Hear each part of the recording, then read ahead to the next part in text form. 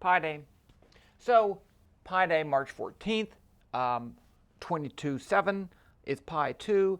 And, it brings us to the idea of like, one, pi's are rational, so you can't write it as a fraction of integers, but we can try, and we're going to try. So that's what I want to do, is to come up with our best representation of pi as a fraction. So 22/7 is pretty good. So here's what we're going to do. Imagine that we have pi as 3.1415, goes on forever, don't really know.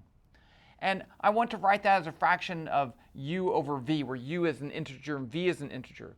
So what I'm going to do is to start off with 1 over 1. And if 1 over 1 is less than pi, then I'm going to add 1 to u. If 1 over 1 is greater than pi, I'm going to add 1 to v. And then I just keep on doing that until the cows come home, or I get bored, or my computer explodes. Now, we could do this in Web v Python. However, if I want to have many digits of pi, I'm going to have to use real Python, because Web v Python, which I love, and I love the graphing, just doesn't really handle large. I think there is a way to do it, but it's just easier to just use Python with real things. So we can use 1,000 digits of pi. So it'll report 1,000 digits. Let's just jump over to Python. This is Jupyter Notebooks. And I've already loaded the first part. So right here we have import numpy. That's going to have all our numerical calculations, and it has our value of pi, right? Pi is not built into Python. Then I'm going to have this mp math import mp. mp is a way to set the number of decimal places. So down here I have mp.dps is 1,000. So it's going to display 1,000 decimal points. And then finally I have the graph for plotting right there. We can make a graph in a little bit. Okay, let's just start off with some values. I'm going to start off with u is equal to 1, v is equal to 1, n is equal to 0. And this n equals 0, n equals 1,000. This is just the way I like to do it. There are many ways to count.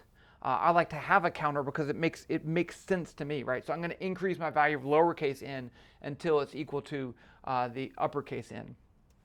Let's just do it 1,000 times and see what we get. That's all I'm going to do. So while n is less than n, that's 1,000 times. I'm just going to calculate a temporary pi. Okay, so I'm going to call that my calculated pi, c pi, for calculated. And it's just going to be equal to u over v. Now, like I said, is that greater than, or is it less than pi? So I'm going to say, is it less than pi? If CPI is less than, now here I'm using mp.pi, because that gives me the math version of pi with all the 1,000 digits. Okay, so I'm not going to normally, I would normally use the numpy pi, but I'm using the mp math. I don't know what I'm doing, I just looked it up. Okay, so but if that number is less than that, then I'm going to add 1 to u. So u equals u plus 1. Else if CPI is greater than mpi.pi, then add 1 to v. v equals v plus 1. And then I'm going to add in here else, if neither of those is true, then print you did it, right? Because what if I get pi? Or, which is possible, because I could get to the exact digits of pi, right? If I have 1,000 digits of pi, I could get that far. It's possible that I could match that number. I don't have actual pi. I have a representation of pi. So it's possible I could get to there. And if that's the case, I just want to acknowledge that we did it. You did it. I did it. We all did it. Now the next thing I'm going to do is increase my value of n. Sorry about that. N equals n plus 1. And that should get me to the end of the loop. Let's just go ahead and print out our result. So I'm going to print c pi is equal to c pi. I want to know what that is. And I want to know that as a fraction. And so it's equal to equal.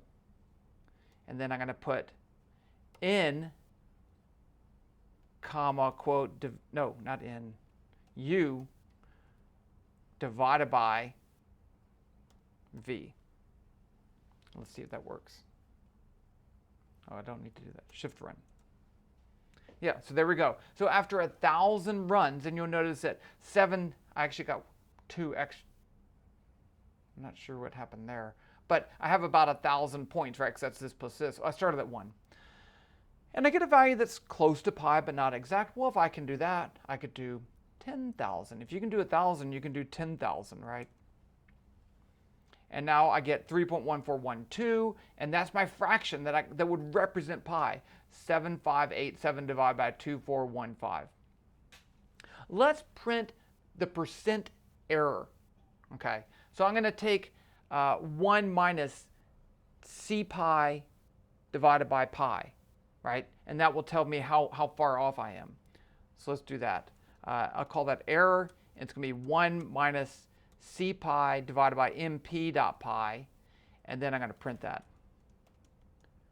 Error equals error.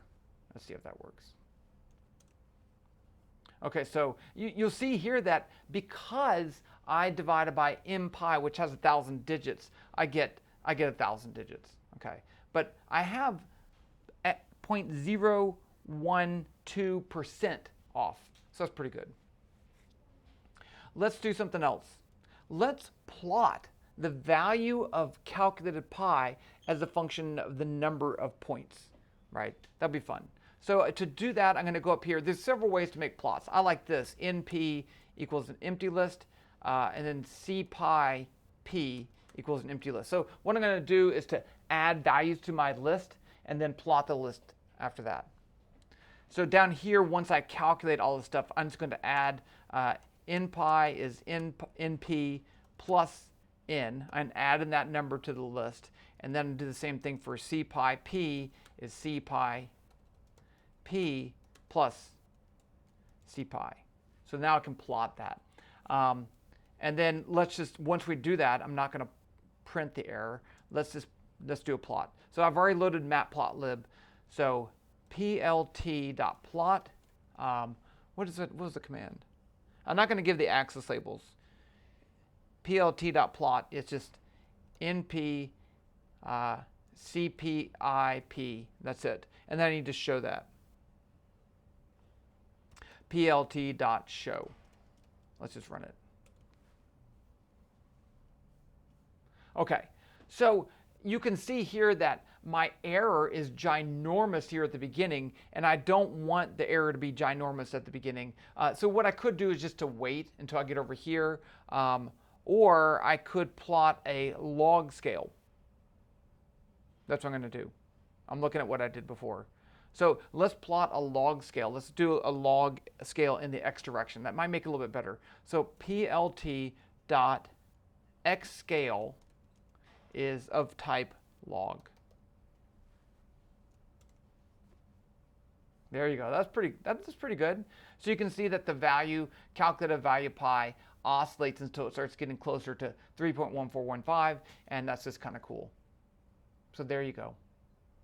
Calculating the best fraction of pi. And if you can do 10,000, you can do 100,000. If you can do 100,000, you can do 1,000,000. But it will make your computer run slower. Okay, it does take some time. I'm not going to do that. You can copy the code and do it yourself at your own peril. But there you go, Pi Day. Happy Pi Day. Best fractional representation of pi. The end. I'll talk to you later.